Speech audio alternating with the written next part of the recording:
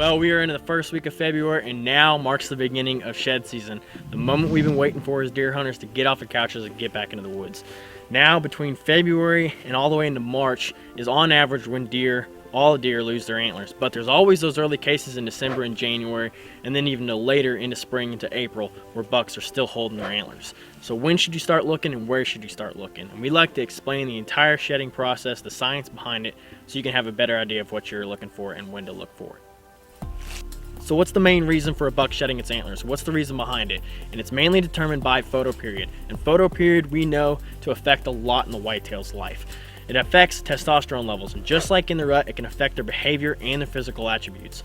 Once this testosterone level drops beneath a certain threshold, the osteoclast layer of cells between the skull and the antler reabsorbs the calcium from the antler, and the antler is cast off. This is the shedding process, and the photoperiod is the reason behind the on average dates between February and March where most bucks lose their antlers. But what about those outliers in January and let's say later in April?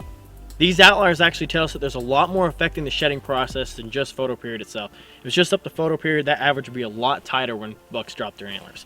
But it's not necessarily changes on the antler, it's not pressure on the antler, jolting back and forth, nothing like that causes the deer to drop them early, but more of environmental factors. Is there social stress, a lot of human pressure, a number of does on the property, skewed sex ratios, injuries from fighting during the rut or getting shot, even severe winter weather can all cause stress on a deer and cause lower testosterone levels, causing a buck to drop their antlers early. But what about those bucks that drop even later into the spring and into April?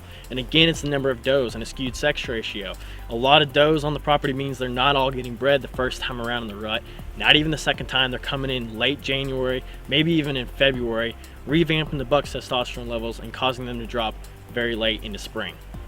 So there's actually a lot affecting the shedding process, not just photoperiod by itself, but a lot of those environmental factors that we need to take into consideration before we go shed hunting.